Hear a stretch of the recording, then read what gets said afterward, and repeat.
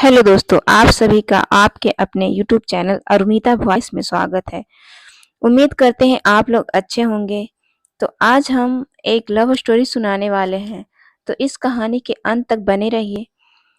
एक लड़की सुनसान सीट पर अकेली बैठी थी। शाम का समय था, रात होने वाली थी। वह लड़की अपनी सीट पर अकेली बैठी हुई थोड़ी बहुत नींद के कारण झुक रही थी, तो कभी उठ रही थी। वह लड़की देखकर ऐसा मालूम हो रहा था कि उसे अकेला कोई सफर करने के लिए भेजा है। मतलब उसके साथ कोई भी और आने जाने वाले लोग नहीं हैं। इतने में वहां उस ट्रेन की बोगी में टीटी आ गया टिकट चेक करने के लिए। जैसे ही टिकट चेक करने वालों को वह लड़की देखी, अचानक घबरा गई और उसकी नींद थोड़ी भी सी टूट गई थी। वह लड़की जैसे ही टीटी को अपने पास आती देख रही थी, वैसे वैसे ही घबराना शुरू कर रही थी। मुझे देखकर यह मालूम हो रहा था कि उस लड़की के पास टिकट तो बिल्कुल भी नहीं होगा। इसी कारण से वह लड़की टिकट चेक करने वालों को देखकर ऐसे कांप रही थी जैसे उसके पास टिकट हो ही ना। जैसे टिकट चेक करने वाले उस लड़के से पूछता है कि टिकट दिखाओ, तभी वह लड़की गुमसुम और मधुर आवाज में कहती है कि मेरे पास टिकट नहीं है, मुझे बहुत ज़रूरी काम है। मेरी माँ की मृत्यु हो गई है, इसी काम से मैं शहर से गांव जा रही हूँ। मैं जल्दीबाजी में घर में पैसा भी भूल चुकी हूँ, इस कारण से मैं टिकट भी नहीं ले पाई थी। सुबह टिकट चेक करने वाले कहते हैं कि अगर आपने टिकट नहीं लिए तो आपको 300 रुपये फाइन देना होगा। यह देखकर लड़की के होश उड़ गए और उसकी आंखों से आंसू बहने जैसे लग रहे थे। मतलब ऐसा मालूम हो रहा था कि वह लड़की कुछ देर में रो देगी। फिर उसके बाद वह लड़की टिकट चेक करने वालों को समझाते हुए कहती है कि मेरे पास टिकट नहीं है और पैसे भी नहीं हैं। अगर मेरे पास पैसे रहते तो मैं टिकट जरूर कटा लेती। मैं किसी मजबूरी के कारण अपने गांव जा रही हूँ, इसी कारण से मैंने टिकट नहीं ले पाया।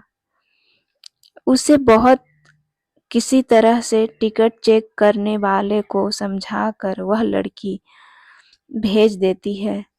टिकट चेक करने वालों को भी उस पर दया आ जाती है और वह पूरी सफ़र तय करने तक का टिकट फ्री में दे देते हैं। वहाँ पास के बैठे ऊपर वाली सीट से मैं यह सब उन सभी नज़ारा को देख रहा था।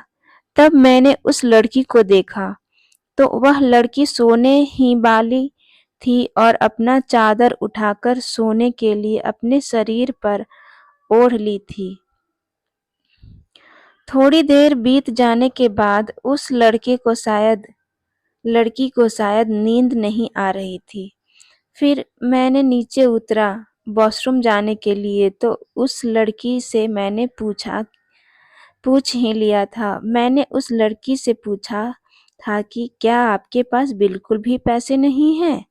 वह लड़की घबराई और कहती है कि मैं जल्दीबाजी में घर से निकल गई हूँ, जिस कारण से मैं पैसे लेना उसी भूल गई हूँ। उसके बाद मैं उसे 500 रुपये अपनी जेब से निकाल कर उसे देने का प्रयास करता हूँ, लेकिन फिर भी वह लेने से मना करती है। मैंने उससे कहा कि मैं तुम्हें कोई एहसान नहीं कर रहा हूँ, मैं तुम्हें अपना एड्रेस बता रहा हूँ। तुम्हारा जब मन करे तब इन पैसों को भेज सकती हो, लेकिन अभी तुम्हारे पास पैसों का बहुत ज़रूरी है, इसके बिना तुम भूखे रहोगी और घर जाने के लिए टैक्सी इत्यादि का भाड़ा भी तो चाहिए।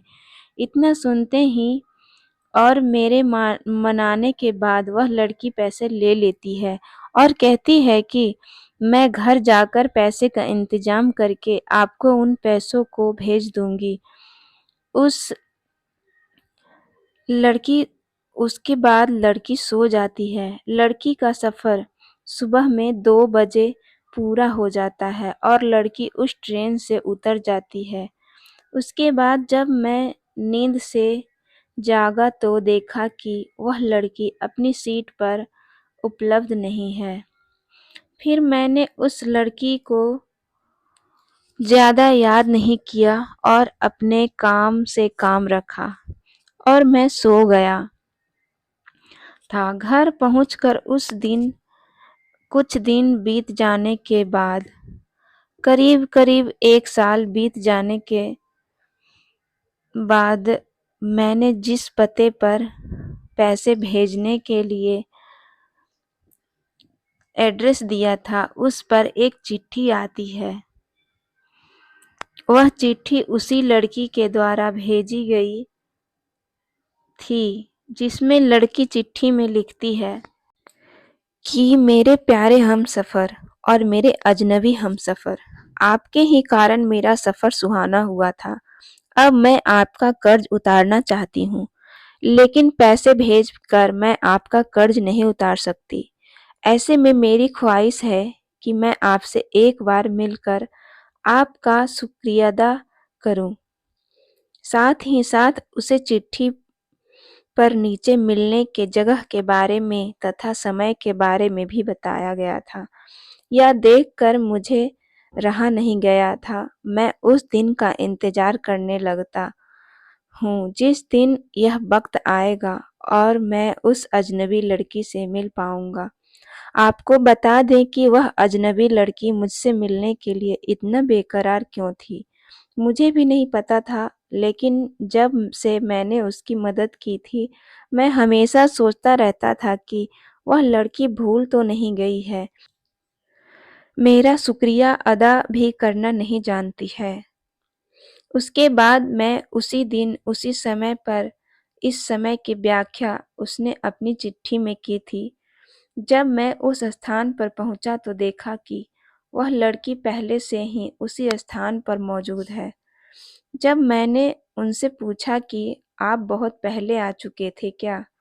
तो वह लड़की कहती है कि मैं 1 घंटा पहले ही आ चुकी थी। मुझे लगा था कि तुम ज़रूर मेरे लिए आओगे। आगे लड़की कहती है कि जब मैंने इन पैसों को लिया था तभी से मैंने आपको देखा है, मेरा दिल कहीं नहीं लगता है।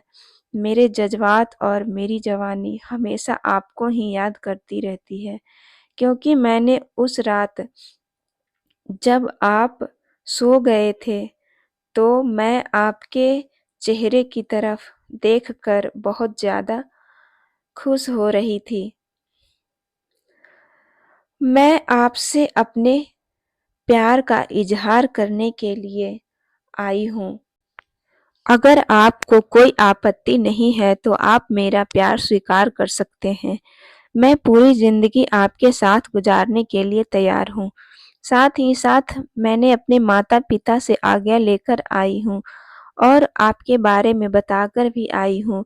फिर उसके बाद मैं भी खुश हो जाता हूँ और लड़की को तुरंत ही गले लगा लेता हूँ। फिर हम दोनों की शादी जल्द ही करवाने का हमारे माता-पिता तथा अभिभावक वादा करते हैं। उसके बाद से फिर हम लोग दोनों फ़ोन पर खूब रात भर बातें करते हैं और ज़िंदगी का लुत्फ़ उठाते हैं।